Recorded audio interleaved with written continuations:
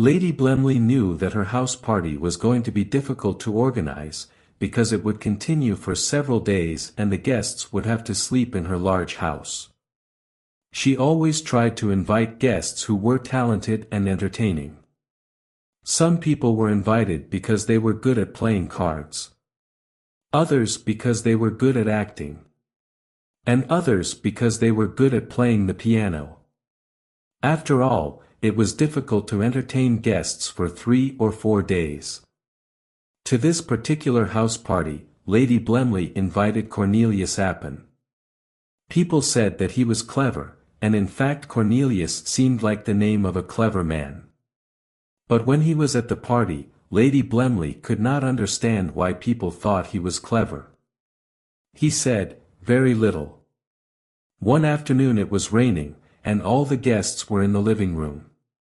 Cornelius Appin said, I have made the most important scientific discovery in the history of the world.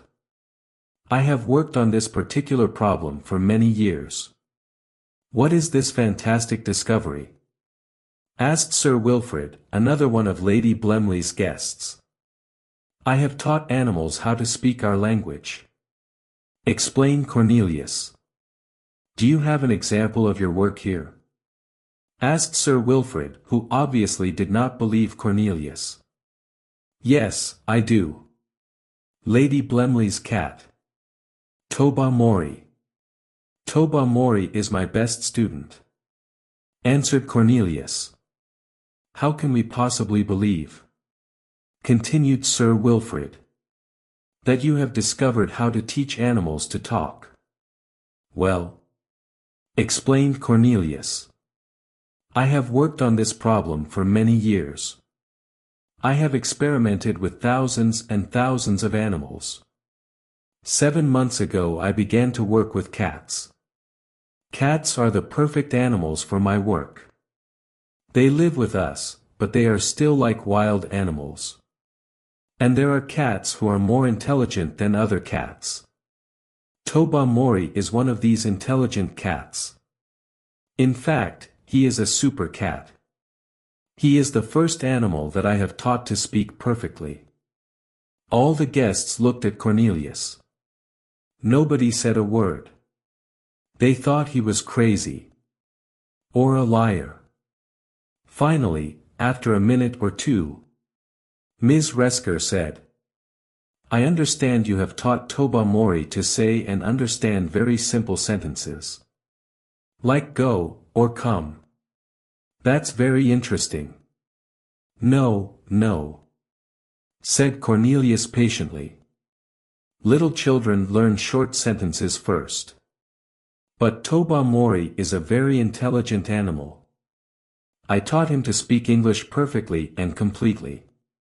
His English is as good as your English. Now everybody was sure that Cornelius was a liar. I think we should see the cat and then we can judge for ourselves. Suggested Lady Blemley. So Wilfrid left the room and went to look for the cat. Everyone began to think that Cornelius was a good ventriloquist. They waited for this interesting show of ventriloquism to begin. A minute later, Sir Wilfrid came back in the room. His face was white. He was obviously very excited. It's true. It's true. He shouted. The other guests could see that Sir Wilfrid was telling the truth and they asked him what had happened. Well, I found Toba-Mori sleeping on a chair in the smoking room. I told him to come to the living room immediately. He opened his eyes slowly and looked at me. Then he said, I'll come when I want to. Now go away. I almost fainted. Now everybody believed Cornelius. They began to ask him lots of questions. Cornelius smiled. He was very happy with his first success. At that moment, when everybody was asking Cornelius questions, Toba-Mori walked into the room. None of the guests said a word. They felt embarrassed in front of a talking cat. Finally the hostess, Lady Blenley said nervously. Would you like some milk, Toba-Mori? Yes. I'm a little thirsty, said the cat indefinitely. Everyone in the room was shocked. And Lady Blenley's hand shook as she poured Toba-Mori some milk. I'm sorry, but I've spilled most of the milk on the carpet, apologized Lady Blenley. I don't care, responded Toba-Mori. It's not my carpet. The room was silent for another minute. Then Miss Resker asked Toba-Mori if it was difficult to learn to speak. The cat looked at Miss Resker for a minute. Then he looked out the window. It was obvious that he considered Miss Resker's question ridiculous. What do you think of human intelligence? Asked me this Palington stupidly. Human intelligence in general? Or do you want to know about some particular person? Asked Toba-Mori. Well, my intelligence. What do you think of my intelligence? Asked Mavis with a nervous laugh. Well, you put me in an embarrassing position, said Toba-Mori. But he did not look embarrassed. Anyway, I'll answer you. When Lady Blenley told Sir Wilfrid that she wanted to invite you to this party, he said, Mavis Palington is the stupidest woman in the world. Why are you inviting her? Lady Blenley replied, Sir Wilfrid, I am inviting her because she is stupid. I have this old car that I want to sell. And Mavis Palington is the only person stupid enough to buy it. Lady Blenley, of course, said that Toba-Mori was a liar. But Mavis Palington did not believe her. That morning, she had bought Lady Blenley's old car.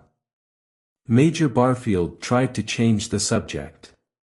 He said, Toba-Mori, do you want to tell us about your girlfriend, the striped cat that lives near the stable? Everyone immediately understood that he had made a terrible mistake. It's not polite to ask people about their love affairs, replied Toba-Mori, coldly. Do you want me to talk about what I have seen during this party? I'm sure that you wouldn't like that, would you? There was a moment of general panic. Almost all the guests had some private love affair. They all thought, if Toba-Mori says what he has seen, I'll be in trouble. Toba-Mori's dinner was in 2 hours, but Lady Blenley said, Toba-Mori, why don't you ask the cook if your dinner is ready? Thanks, responded Toba-Mori. But I have just had tea. I don't want to die of indigestion.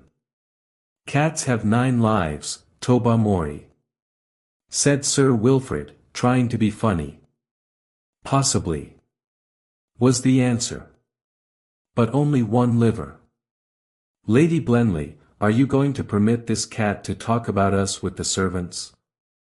Said Mrs. Cornett, another guest. The panic was general. Everyone remembered that Toba-Mori often walked outside their windows. It was obvious that he had seen and heard everything that happened in their bedrooms. Some guests became white with fear. Others, like Odo Finsbury, who was studying to be a minister of the church, ran out of the room. All the guests thought, if Toba-Mori tells everything he knows, they will be terrible scandals. Finally, Agnes Reska said dramatically, why did I come to this house party? Toba-Mori had the answer. I know why you came. Yesterday you said to Mrs. Cornett that Lady Blenley's parties were very boring. But the food was delicious. You told her that you came for the good food. In fact, you said that everyone came for the food. That is not true. You are a liar. Mrs. Cornett, tell the truth. Did I say that? Tell the. Then Mrs. Cornett told Bertavanten what you said. He continued, and he said that Agnes Reska went anywhere she could get free food. Fortunately for the guests, at that moment, Tobamori stopped his story. He had seen his enemy, a big yellow tomcat. He jumped out the window and ran after it. All the guests looked at Cornelius angrily. He had caused all this trouble. Do you think Tobamori will teach other cats to talk? They asked Cornelius. Yes, do you think so? It's possible, replied Cornelius. Maybe he has taught his girlfriend, the cat that lives in the stables. But I don't think he has taught any other cats. At least, not yet. Lady Blenley, said Mrs. Cornett. I know that you and your husband like Tobamori very much. But he and his friend, the stable cat, must be killed. I have not enjoyed this last half hour either, said Lady Blenley. Yes, it is true that my husband and I like Tobamori very much. Well, we liked him before he learned to talk and tell our secrets. Anyway, I agree that he must be killed as soon as possible. We can put poison in his food, said Sir Wilfrid. And I will go and drown the stable cat. What about my great discovery? Cornelius said with great emotion. I have worked for many years. Why don't you go to the zoo? Said Mrs. Cornett. And teach the elephants to talk. Elephants are very intelligent animals, but they do not hide under your chair. And they do not sit outside your bedroom window. Cornelius tried to persuade them not to kill Tobamori and destroy all his scientific work. No one listened to him. In fact, many of the guests thought that poison should be put in Cornelius' food. That night at dinner, all the guests were quiet. Lady Blamley tried to create conversation, but no one talked. They were all watching Tobamori's bone. Inside the bone was some delicious meat and poison. But Tobamori still did not come back. After dinner, still no Tobamori. The servants came and announced that the window of the kitchen was open as usual for Tobamori. 9 o'clock. No Tobamori. 10 o'clock. No Tobamori. At 11 o'clock, one of the guests got up to go to bed. Before leaving the room, he said, Tobamori probably went to the local newspaper to tell everything he has seen and heard during this house party. Good night. It was not a good night. The next morning, all the guests asked the servants the same question. And the servants gave the guests the same answer. No, Tobamori has not returned. Breakfast was even more depressing than dinner the night before. But, before it was over, the gardener walked into the room with Tobamori's dead body. His enemy, the big tomcat, killed him, explained the gardener. Tobamori was Cornelius Appin's first and only successful student. A few weeks later, Lady Blemley read in the newspaper that an elephant in the Dresden Zoological Garden had killed an Englishman. The newspaper said that the elephant was usually gentle and calm, but that the Englishman had apparently provoked it. The name of the Englishman was C. Appin. As one of Lady Blemley's guests said, if he was trying to teach that elephant German irregular verbs, he deserved to die.